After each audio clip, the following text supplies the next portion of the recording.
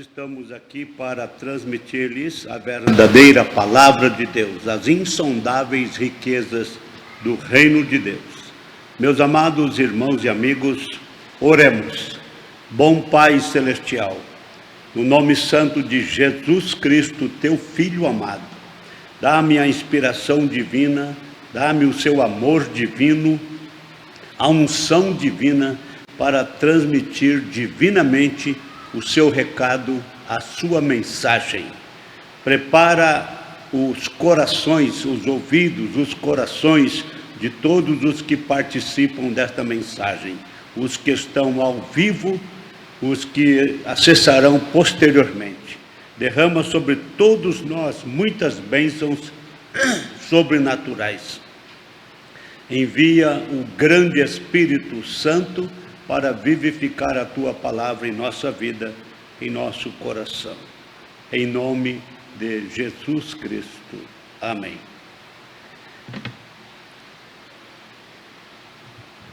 Meus amados irmãos, amigos, nós temos aqui o versículo 38 do capítulo 12 de São Mateus, o milagre de Jonas.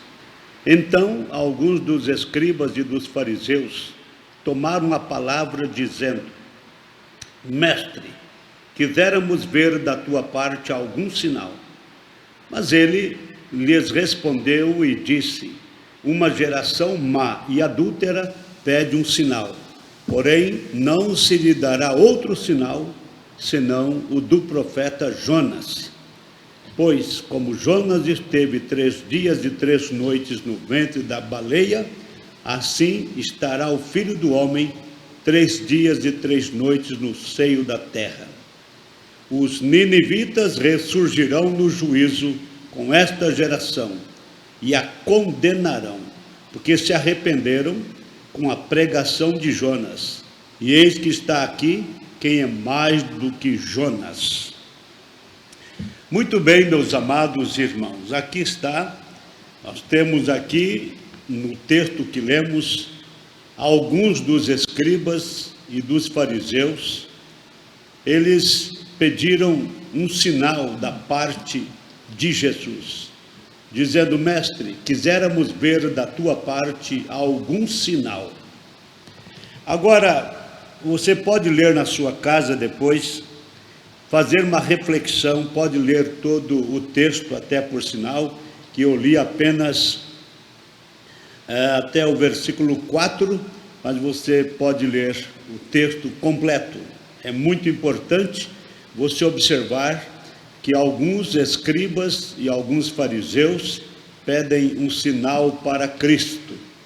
Mas Cristo lhes respondeu e disse: uma geração má e adúltera pede um sinal. Agora, o que é um sinal?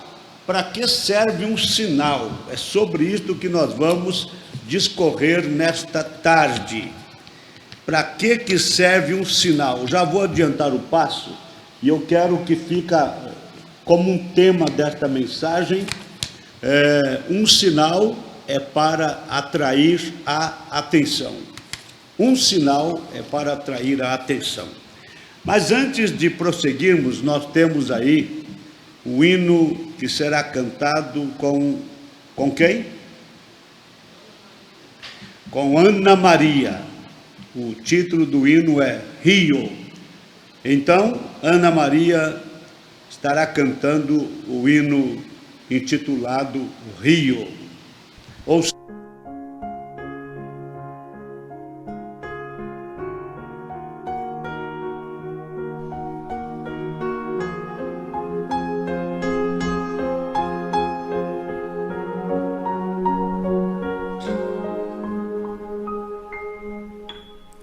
Só quem anda bem junto de um rio sabe o desafio que ele possui.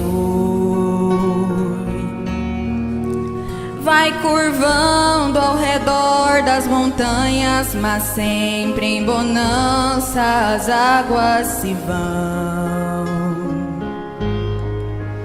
Não se esquiva viva das grandes barreiras e não a fronteira para lhe impedir.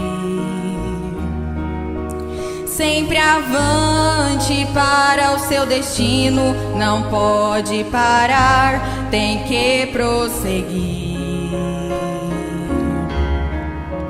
Só quem sabe os caminhos traçados antes mesmo de serem ocupados é o meu Senhor. Este rio não pode parar, ele tem que chegar ao mar. Isto é ordem de nosso Senhor. Quem conhece os caminhos de um filho sabe bem onde tem que passar. Nesta vida existem barreiras, mas o Pai está a ajudar. Vá tranquilo, seguindo em frente, confiante, sereno ao andar, pois quem sabe os caminhos dos rios, seus caminhos também cuidará.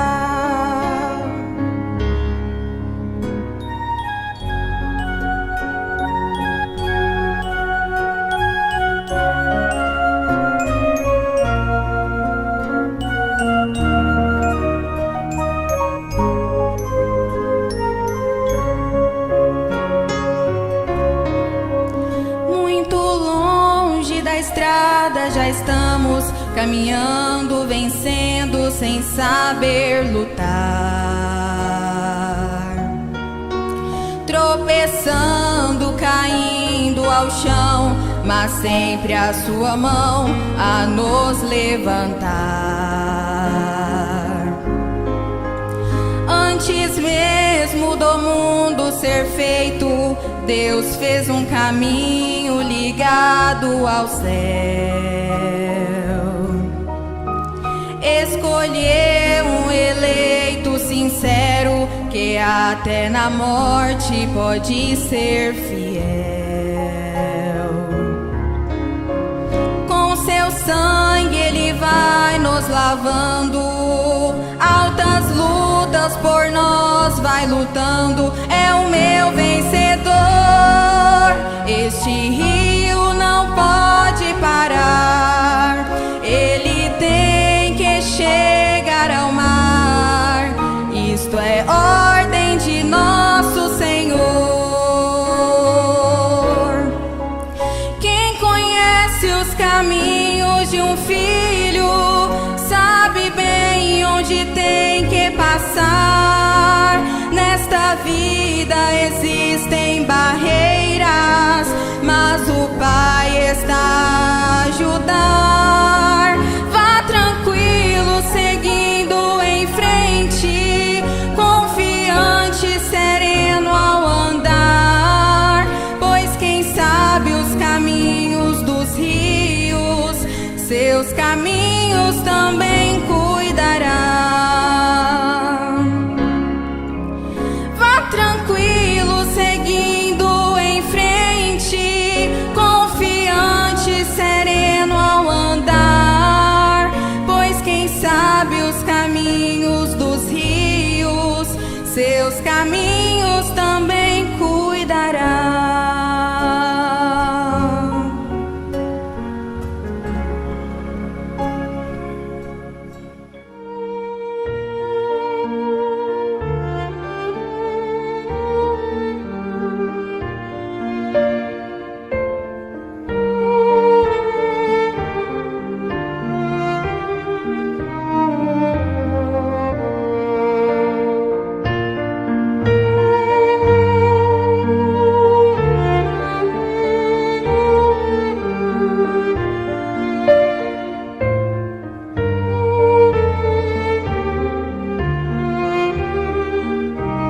Bem, meus amigos, meus irmãos, acabamos de ouvir um hino, O Rio, o Rio. Quem conhece os caminhos do rio, quem conhece os caminhos de um filho de Deus, sabe muito bem por onde passar. Nós temos aqui então no capítulo 12, a partir do versículo 38 de São Mateus, alguns escribas e fariseus pedindo um sinal para Jesus Cristo. Agora, para que é dado um sinal? É para atrair atenção. Um sinal é para atrair atenção. Então, fica o tema, para que é dado um sinal? Muito importante, com uma interrogação, para que é dado um sinal? Tem que ter um significado. Então, depois de ler estes 4 versículos do capítulo 12 de São Mateus, a partir do versículo 38, nós vamos falar sobre sinais escriturísticos do tempo. E para que é dado um sinal? É a pergunta. Para que é dado um sinal? Muito bem. Depois da leitura, o irmão Brana fez uma oração bem curta. Senhor, eis que significa olhar para, observar. Vamos lembrar nesta noite destas palavras, que um maior do que todos está aqui, o Senhor Jesus Cristo, o Filho de Deus. Nós pedimos estas bênçãos para que Ele tome estas palavras e com elas unja o coração do povo para que possam ter fé. Então mostre-se vivo como Ele prometeu fazê-lo. Eis que estou convosco para sempre, até o fim do mundo, ou a consumação. Nós pedimos isto no nome de Jesus. Amém. Agora, minha atenção foi chamada aqui sobre esta palavra. Eis que está aqui quem é mais do que Jonas. Eis que significa olhar para ou significa observar. Nós falaremos apenas por alguns momentos sobre sinais escriturísticos, repito, nós falaremos apenas por alguns momentos sobre sinais escriturísticos do tempo. Agora, aqui Jesus estava repreendendo aquela geração, porque ela não tinha crido no seu sinal escriturístico. Observe aqueles fariseus. Eis que chegaram até ele e disseram: Mestre, quiséramos ver da tua parte algum sinal. Observe a cegueira deles. O sinal já havia sido dado a eles, o sinal havia sido dado e eles não o reconheceram. Vocês sabiam que eu creio que um dia o rapto acontecerá e o povo nada saberá sobre ele? É uma afirmação tanto preocupante. O profeta disse: vocês sabiam que eu creio que um dia o rapto acontecerá e o povo nada saberá sobre ele? Para quem não sabe o que significa a palavra rapto, é o mesmo que arrebatamento. Rapto, arrebatamento, rapto, a mesma coisa. Vocês sabiam que eu creio que um dia o rapto acontecerá e o povo nada saberá sobre ele? Jesus disse em São Mateus capítulo 11, quando João havia chegado seus discípulos tinham ido vê-lo e eles voltaram, e ele disse: que saístes a ver? Uma cana agitada pelo vento? Ou um homem ricamente vestido? Ou saístes a ver um profeta? Ele disse: eu vos digo que um profeta, sem dúvida. Agora, se vocês podem receber isto, ora, este é aquele de quem falou o profeta, dizendo: eis que diante da tua face envio o meu mensageiro. Certo dia, os discípulos lhe disseram, quando ele estava falando a respeito dele ser o Filho do Homem, disseram: por que então os escribas dizem que Elias deve vir primeiro? Observem, certo dia, os discípulos lhe disseram, quando ele estava falando a respeito dele ser o Filho do Homem, disseram: por que então os escribas dizem que Elias deve vir primeiro? Agora vejam, em Malaquias capítulo 3 diz que eu enviarei o meu mensageiro diante de minha face. Jesus se referiu àquela escritura, não Malaquias 4. Agora, este é outro tempo. Vem, Malaquias 3 foi um tempo. Eis que envio o meu mensageiro diante de minha face. Malaquias 4, quando ele vem, então a terra será queimada e os justos andarão sobre as cinzas no milênio. E não fizemos isso após a vinda de João. Não tivemos, os ímpios sendo queimados. Não tivemos isso após a vinda de João, mas isso será após a vinda do mensageiro do último dia, que tornará os corações das pessoas de volta ao evangelho original, a fé dos pais primitivos, a classe que tinha na nova igreja em Jerusalém. E aquilo será restaurado nos últimos dias. Isto será um grupinho, mas terá exatamente o mesmo tipo de caráter de Elias e de João, ambos amantes do deserto, odiadores de mulheres, e então dinamitadores de denominações.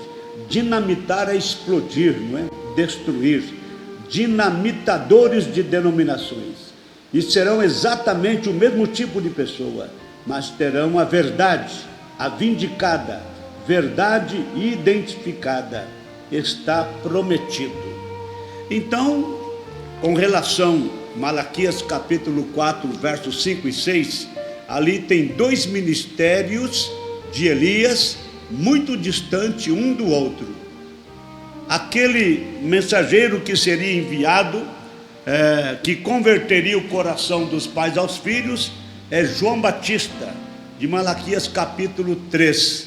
Ele converteria o coração dos pais aos filhos, ou seja, levaria o povo da lei a aceitar a salvação, a graça por meio de Cristo.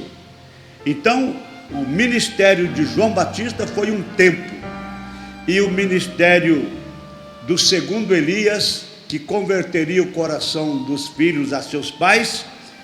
João Batista converteria o coração dos pais aos filhos, e o outro Elias, de outro tempo, dos últimos tempos, traria de volta a fé dos pais para os filhos. É um ministério inverso. João Batista converteria o coração dos pais aos filhos, e o Elias desta era levaria os filhos de hoje à fé dos pais primitivos, a igreja primitiva.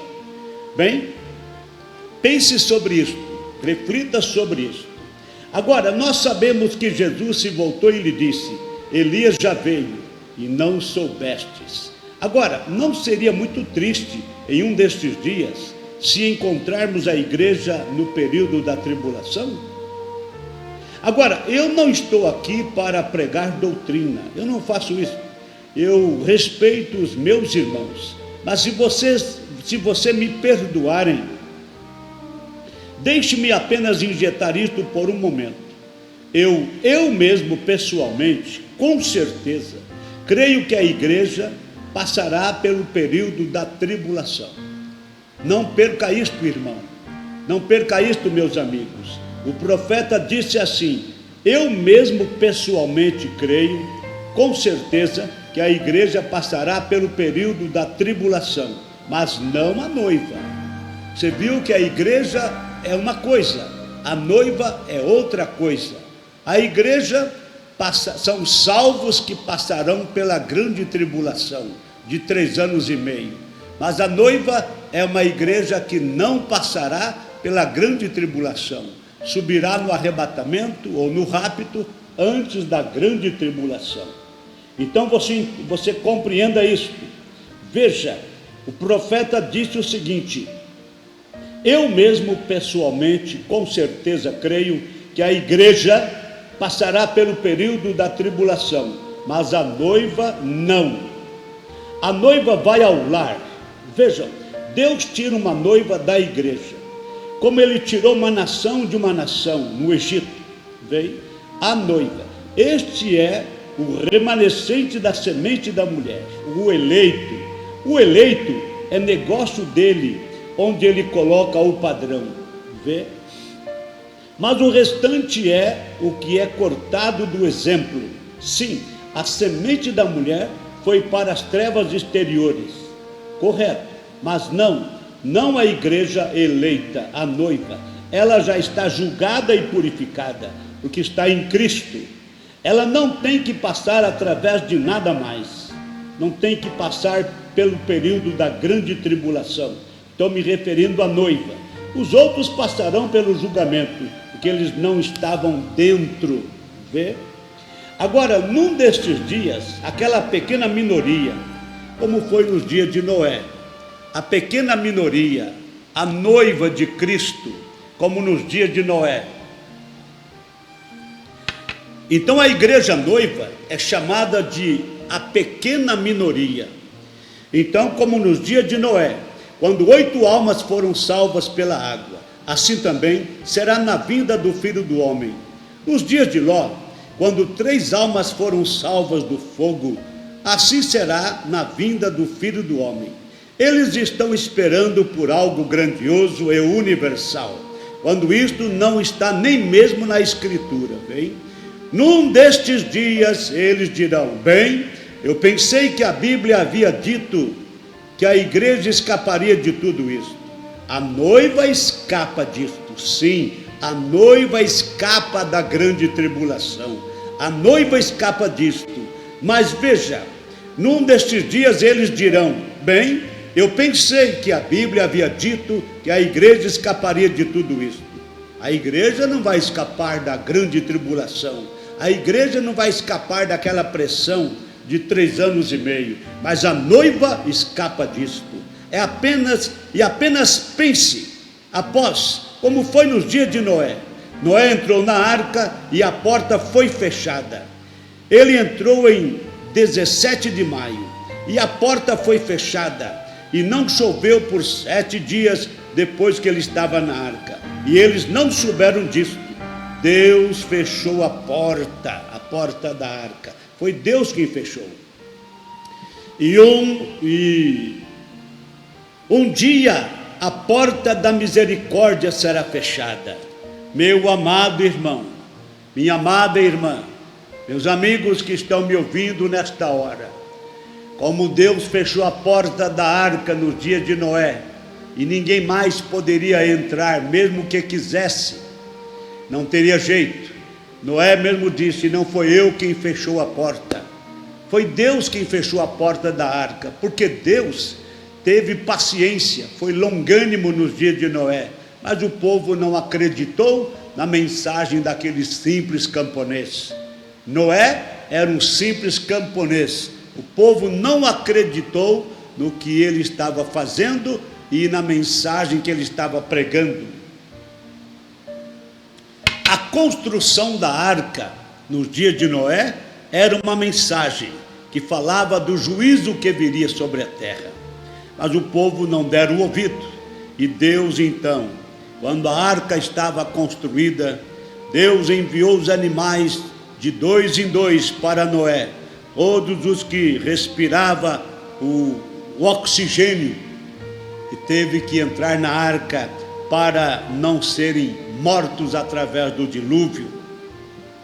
Então os animais foram enviados por Deus até Noé de 2 em 2.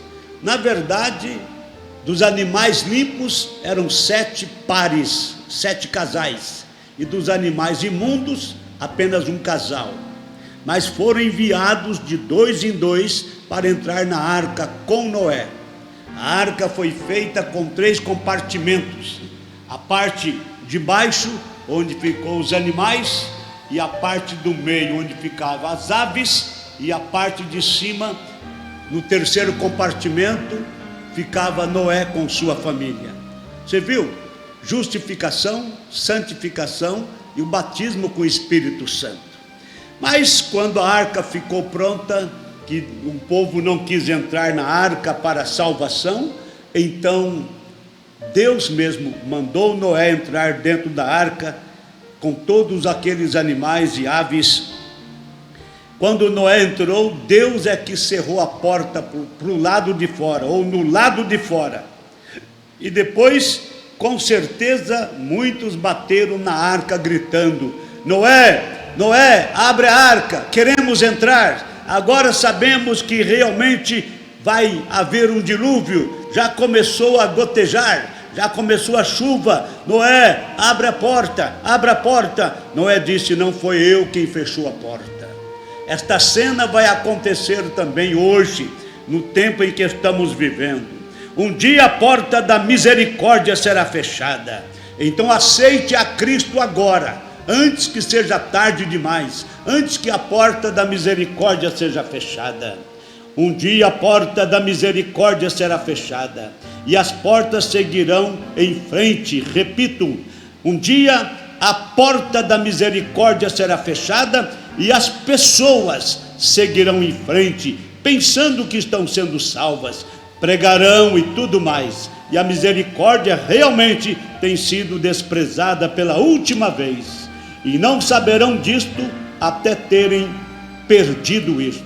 Recordem, existem centenas de pessoas desaparecidas cada dia, as quais eles não podem achar ou dar contas delas. Normalmente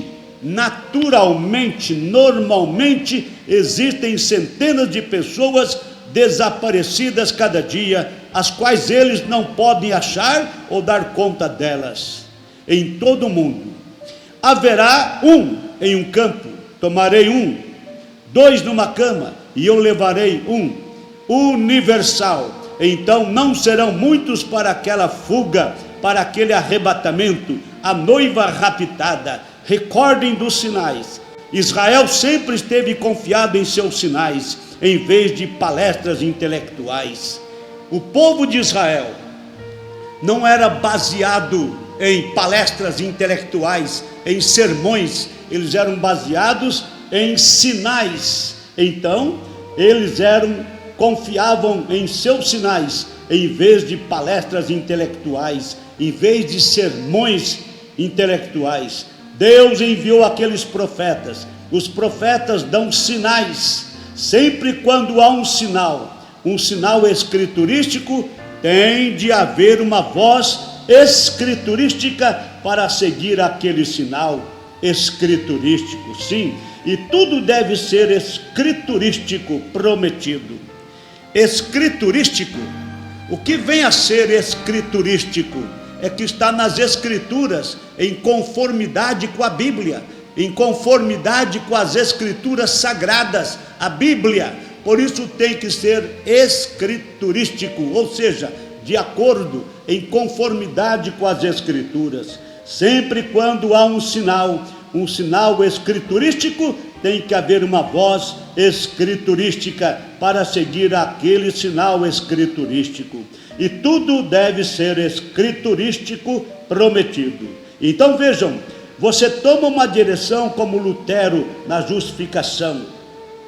Observem bem, isto era o que ele sabia, isto era tudo. Eles ficaram satisfeitos e entraram diretamente em sua doutrina. Eis que chegou Wesley com a santificação, foi em frente e passou com aquilo. Então se organizou. Depois chegaram os pentecostais com a restauração dos dons, lá na Rua Azusa, em 1906. Rua Azusa, em Los Angeles, Califórnia. Chegaram os pentecostais com a restauração dos dons, e eles se organizaram. E Deus seguiu em frente, todo o tempo. Vem cada dia, em cada era da igreja. Martinho Lutero teve a sua mensagem de justificação, ou seja, o justo viverá pela fé. Então, logo quando Martinho Lutero partiu, aquele grupo luterano se organizou, se afastaram de Deus. Logo veio John Wesley e pregou a santificação. Logo que John Wesley partiu, então aquele grupo wesleyano ou metodistas também se afastaram de Deus, porque se organizaram. Logo entrou em cena os pentecostais, no ano de 1906, na Rua Azusa, em Los Angeles, Califórnia. Eles também se organizaram, eles se afastaram de Deus porque se organizaram. Deus não trata com nenhuma organização religiosa, Deus trata com sementes eleitas, com filhos e filhas de Deus. Então, o grupo de Lutero se organizou, se afastou de Deus. O grupo de Wesley se organizou, se afastou de Deus. Os pentecostais, estes pentecostais de hoje, já estão longe de Deus, se afastaram de Deus porquanto se organizaram. Mas Deus seguiu em frente o tempo todo, cada dia, em cada era da igreja. Então, Deus não está mais naquele movimento luterano, Deus não está mais naquele movimento wesleyano ou metodista, como queira. Ambos são movimentos baseados nos ensinamentos de John Wesley. Wesleyano, por causa de Wesley, e metodista, por causa dos métodos que John Wesley implantou. Então, na verdade, Deus não trata mais com os luteranos, não trata mais com os metodistas ou wesleyanos, e não trata mais com o grupo pentecostal, porque eles se organizaram. Deus seguiu em frente o tempo todo, cada dia, em cada era da igreja. Então, onde Deus está agora precisamente? Se Ele não está mais com os luteranos, se Ele não está mais com os wesleyanos ou metodistas, se Ele não está mais com os pentecostais, agora Ele está com a noiva, que não é luterana, não é wesleyana, não é pentecostais, do grupo organizado, mas é a noiva, os eleitos de Deus, escolhidos e predestinados desde antes da fundação do mundo. Temos uma foto espantosa ali, nesta noite, que vai para aquele livro de 3 anos, como o Senhor me deixou desenhá-la em um quadro negro, e mostrou exatamente como as eras da igreja falhariam, e como elas se levantariam e desceriam. E logo que aquilo foi terminado, aquele grande anjo do Senhor, aquela luz, diante de praticamente o mesmo número de pessoas assentadas aqui, em torno de 400 pessoas na igreja, o anjo do Senhor, aquela luz, diante de praticamente o mesmo número de pessoas assentadas aqui, veio exatamente sobre o lado da parede, ficou ali, e as pessoas desmaiando de ver aquilo, a luz, e desenhou aquilo, ele mesmo na parede.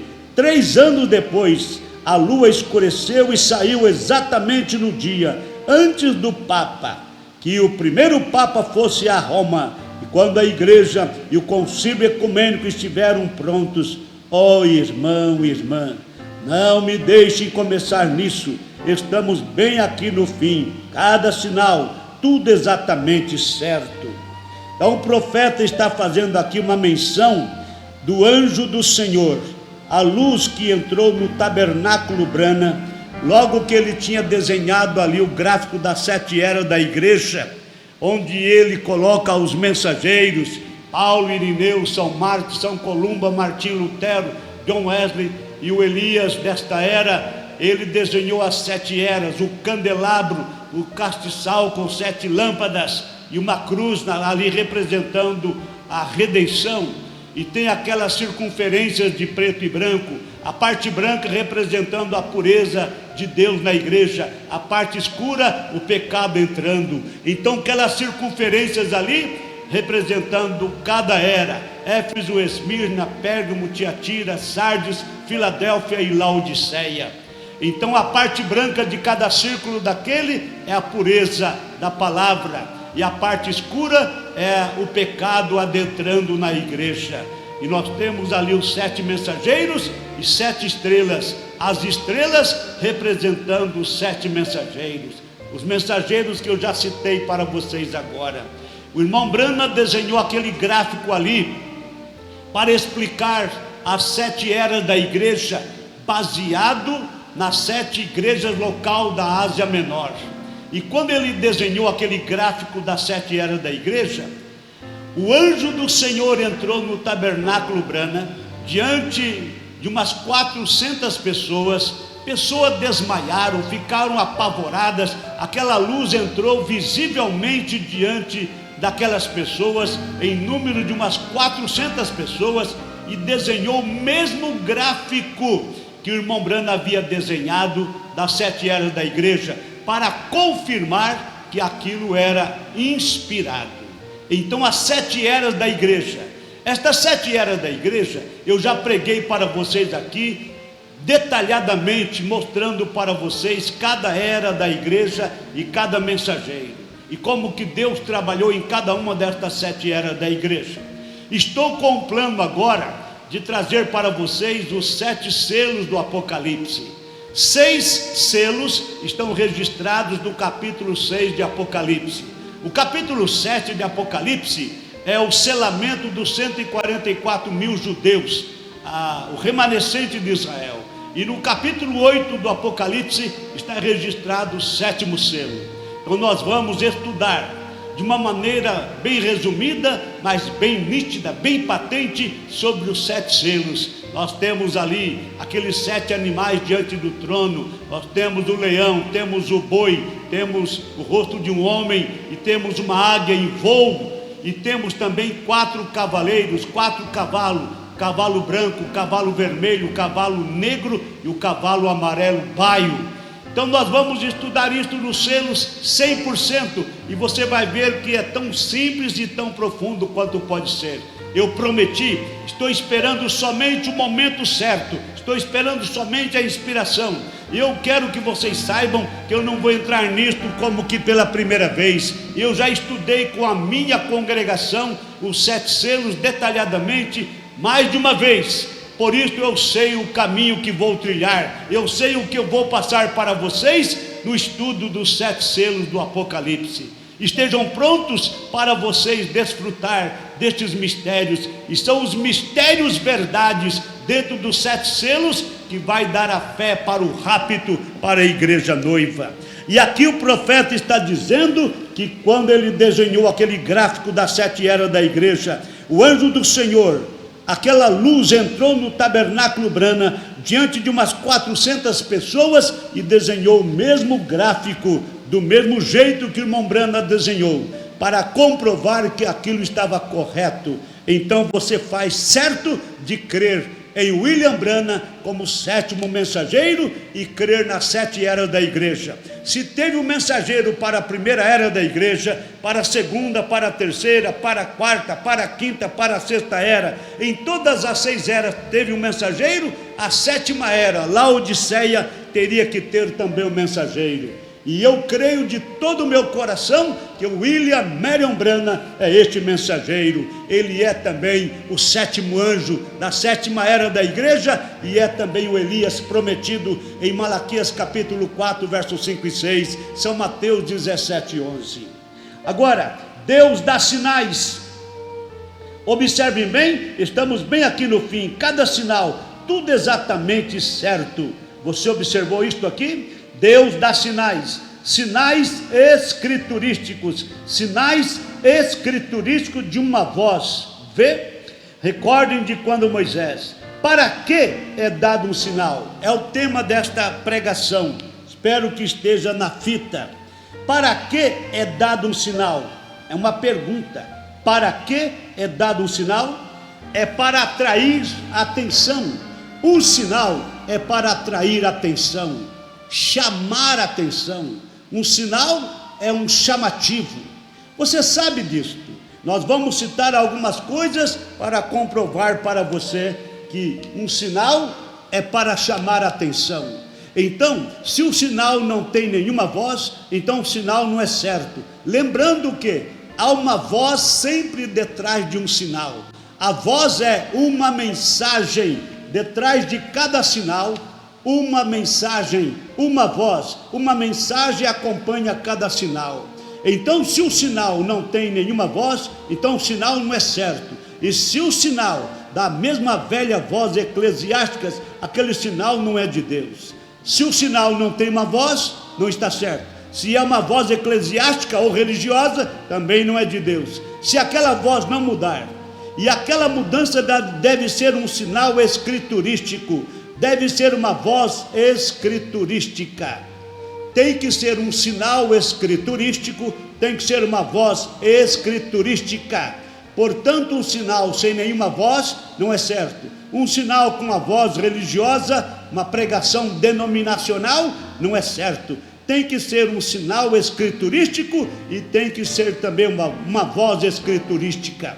O que é escriturístico? De acordo com as escrituras sagradas, a Bíblia, de acordo, em conformidade com a Bíblia, para ser escriturístico. Então, deve ser um sinal escriturístico, deve ser uma voz escriturística. Digamos, por exemplo, a sua voz denominacional seguiu um determinado sinal. Deus nunca enviou aquilo. Observou bem? A sua voz denominacional seguiu um determinado sinal. Deus nunca enviou aquilo. Nós tivemos denominação por todos estes anos. Isto tem que ser algo diferente. Isto tem que ser o assim diz o Senhor na Escritura. Quando fala na Escritura, é na Bíblia, de acordo com a Bíblia. Vê? Isto tem que ser o assim diz o Senhor na Escritura. Deus tem que prometer isto através da palavra. E então, o sinal é para atrair a atenção do povo para aquilo. E então a voz segue o sinal. O sinal é um chamativo. Um sinal é para chamar a atenção do povo. Então a voz segue o sinal. Esta é a doutrina que segue isto. Vê? Então a voz segue o sinal. Sim, você observou? Então o sinal é para atrair a atenção do povo para aquilo. Então a voz segue o sinal. Mas o que é esta voz que segue o sinal escriturístico? É a doutrina que segue isto. Jesus era um homem bem ensinado. Ele era um jovem rabi, o profeta da Galileia. Quando ele estava curando os enfermos e assim por diante, ele era um grande homem. Todos queriam estar ao lado dele, todos queriam acompanhar a Jesus quando ele estava curando os enfermos, operando sinais e maravilhas e assim por diante. Ele era um grande homem para o povo, quando estava operando sinais, prodígios e maravilhas, como por exemplo, curando os doentes, libertando os oprimidos, ressuscitando os mortos, multiplicando pães e peixes assados, expulsando demônios. Quando ele estava fazendo tudo isto, então o povo estava atrás dele em multidões. Veja, e diziam, ele era um grande homem. Mas certo dia, ele se assentou e ele começou a falar e a lhes dizer, eu e o Pai somos um. Aí já começou a ter problema. Você e o Pai é um? Você com Deus é um? Você e o Criador é um? Aquela foi a voz que seguiu aquilo. Oh não, eles não queriam aquilo. Eles estavam prontos para o sinal. Os sinais eles estavam crendo, mas na hora da doutrina de Cristo, eles não queriam não. Eles estavam prontos só para o sinal, mas eles não queriam a voz, a mensagem de Cristo. Quando virdes o Filho do Homem subindo para o lugar de onde ele veio, eles não podiam ver aquilo de modo algum, vem? Mas quando a voz começou a seguir o sinal, eles não queriam ter nada a ver com aquilo. Sempre um sinal e uma voz. Sempre um sinal e uma voz. Mas tem que ser um sinal escriturístico, prometido na Bíblia. E tem que ser uma voz escriturística, uma mensagem que esteja em conformidade com a Bíblia. A mensagem de William Marion Branham está 100% em conformidade com a Bíblia Sagrada. Não foge nem para a direita nem para a esquerda. Então você viu que tem que ter o sinais escriturísticos do tempo. Então os sinais têm que estar de acordo com a Bíblia. E a voz que segue o sinal, que é uma mensagem, tem que ser escriturístico também, de acordo com a Bíblia. Nós temos o caso de Jesus operando sinais, prodígios e maravilhas, mas quando ele começou a expor a palavra, expor o que realmente tinha que ser exposto, então o povo não quiseram mais. Tanto é que quando ele disse em São João capítulo 6, aquele que não comer da carne do Filho do Homem e não beber do seu sangue, não tem vida em si mesmo. O povo foram todos eles embora, todos viraram as costas. Quando era só os sinais, estavam todos seguindo a Jesus Cristo. Mas na hora que a voz do sinal começou a ser manifesta, a doutrina, o ensinamento, a palavra sendo exposta, então o povo fugiram, abandonaram a Cristo. A razão pela qual Moisés tirou suas sandálias, o sinal atraiu a sua atenção. Qual foi o sinal que atraiu a atenção de Moisés? Uma sarça ardendo em fogo e não se consumia. Era um sinal, chamou a atenção de Moisés. A razão pela qual Moisés tirou suas sandálias, o sinal atraiu a sua atenção. Ele olhou e ali ele viu aquela árvore ardendo em fogo. Agora, ele era um químico. Você perguntaria, Moisés era químico? Moisés era cientista? Perfeitamente.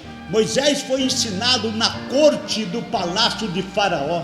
Ele aprendeu todas as ciências, aprendeu tudo ali. Ele ficou tão bem instruído que ele podia ensinar sabedoria para os mestres do Egito. Ele teve o aprendizado com perfeição, até o ponto de ter capacidade, ser capacitado ali mesmo no palácio de Faraó, na corte de Faraó. Ele foi instruído, capacitado e chegou ao ponto de poder ensinar sabedoria para os mestres do Egito. Agora, ele era um químico, ele era um grande cientista, ele foi ensinado com toda a sabedoria dos egípcios.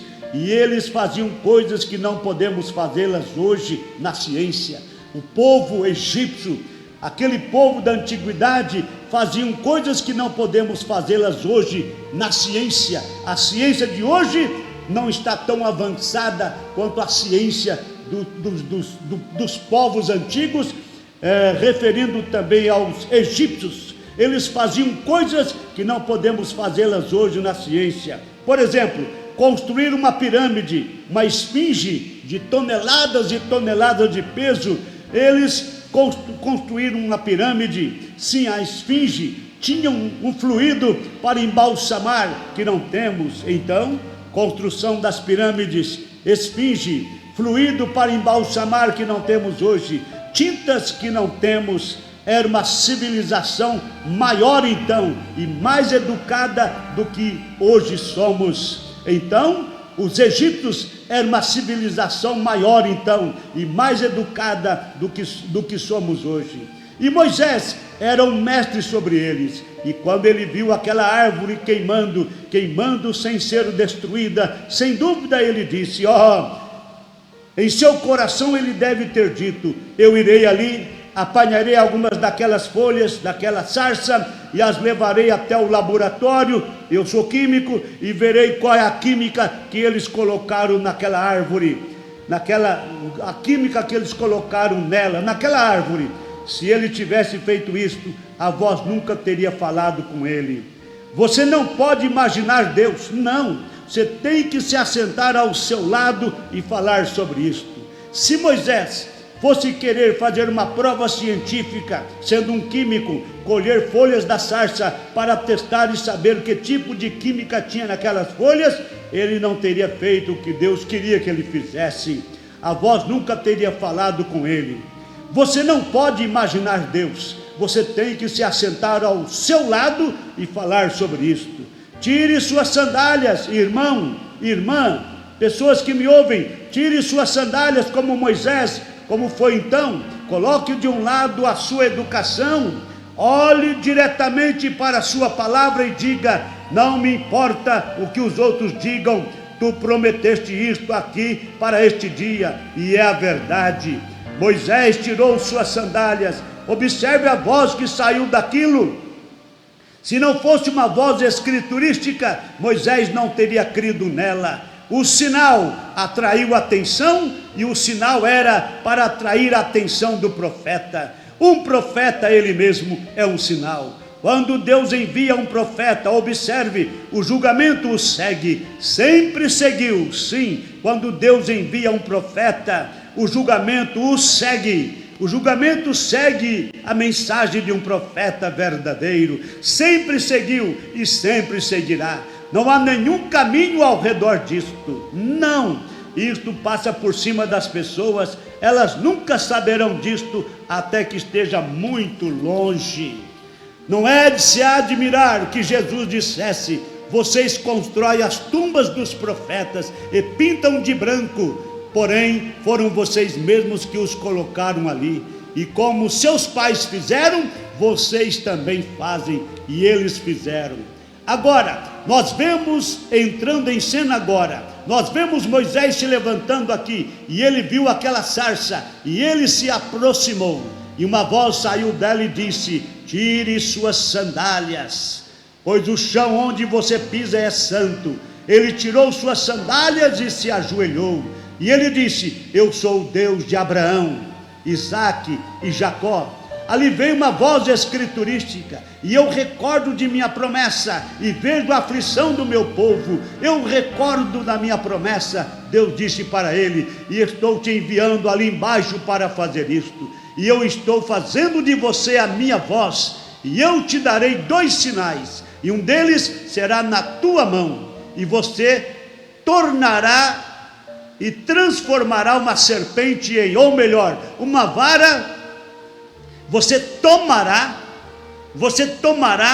transformará uma vara em uma serpente. E a coisa seguinte é colocar a sua mão em seu peito, e a cura divina. Disse: se eles não crerem na voz do primeiro sinal, então eles crerão na voz do segundo sinal. Se não, tire a água do rio e derrame-a no chão, e ela se transformará em sangue. É isto. Vê, vai ficar tudo encharcado de sangue. Então o Egito estará terminado. Nós tivemos o primeiro e tivemos o segundo. Eu gostaria de saber se o próximo não é um derramamento de sangue. Onde estamos firmados nesta noite? Vozes e sinais. Deus lhes dando sinais. Não apenas apenas pense em como as coisas que vimos ser feitas. Vocês vejam isto: vozes escriturísticas e interpretação, tudo perfeito. Meu amado irmão, minha amada irmã, meus ouvintes, telespectadores, então vocês ouviram a mensagem falando sobre o sinal e a voz que segue o sinal. Sinais escriturísticos do tempo.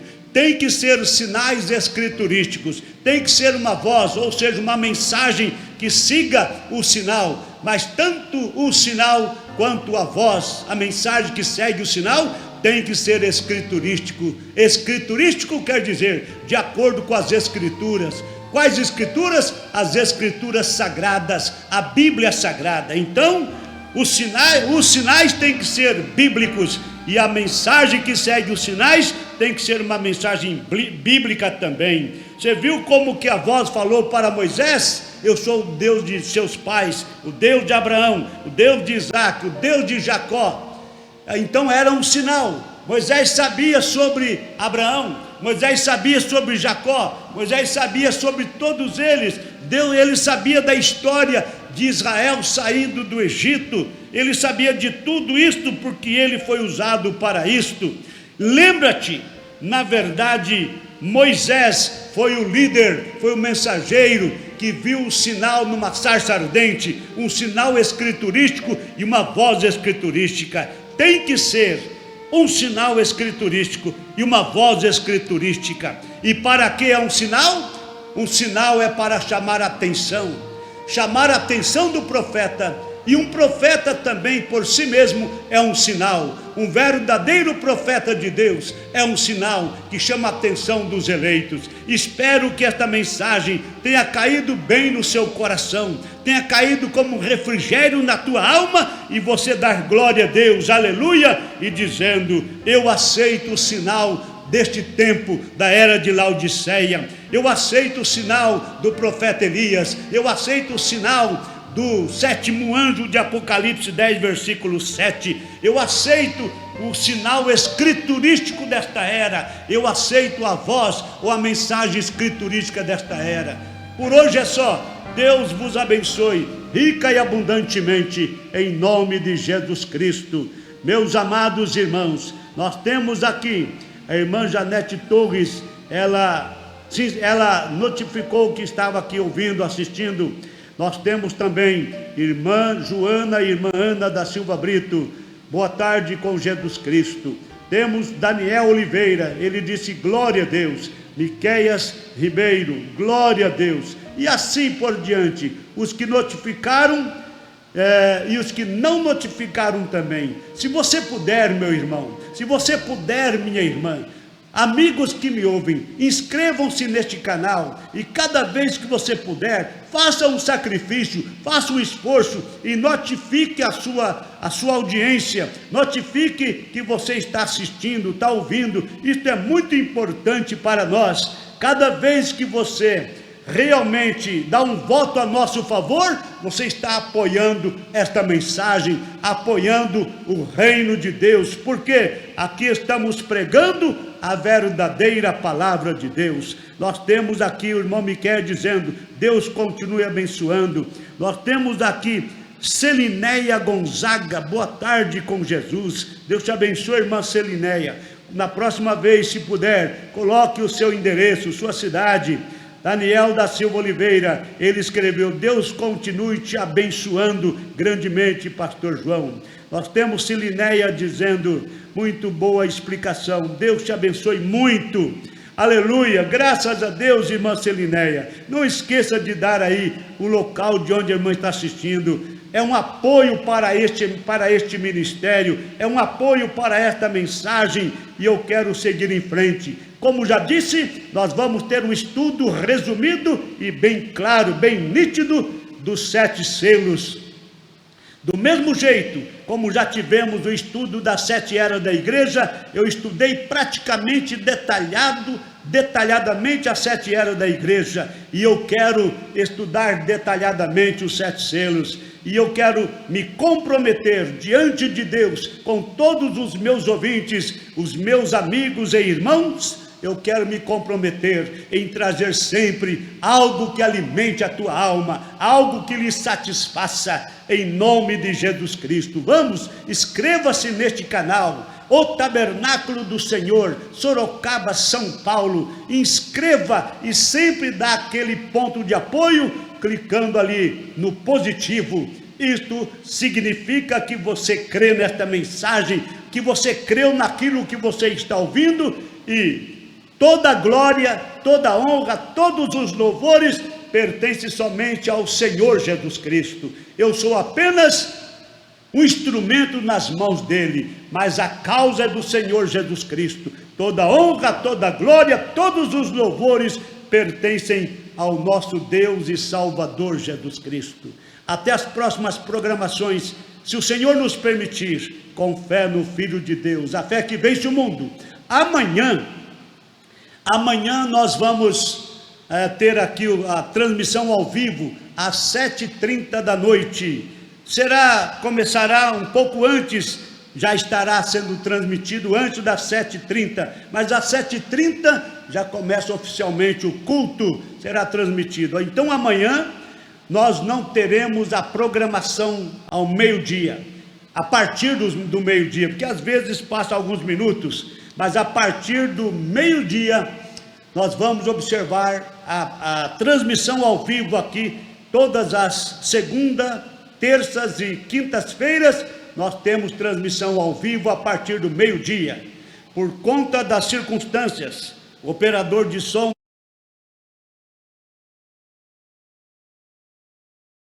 nós estamos numa mudança, estamos aí agora transmitindo a partir do meio-dia, todas as segundas e terças e quintas-feiras, a partir do meio-dia, e todas as quartas e sextas-feiras e domingo, transmissão ao vivo, quartas e sextas-feiras às 7h30 e aos domingos às 18h30, Deus vos abençoe grandemente. Tem aqui o irmão Elias Santos, gostaria que me enviasse essa literatura que o Senhor leu para mim também. Deus te abençoe hoje e sempre, amém. Irmão Elias, pode aguardar que nós vamos enviar esta literatura que eu li. aquela de ontem que foi pregada ao vivo, e se você interessar demais, nós podemos te mandar. É um prazer muito grande, é com muita alegria, com muita satisfação, saber que a pregação está surtindo efeito e abençoando cada coração. Um abraço caloroso a todos vocês, em nome de Jesus Cristo. Amém.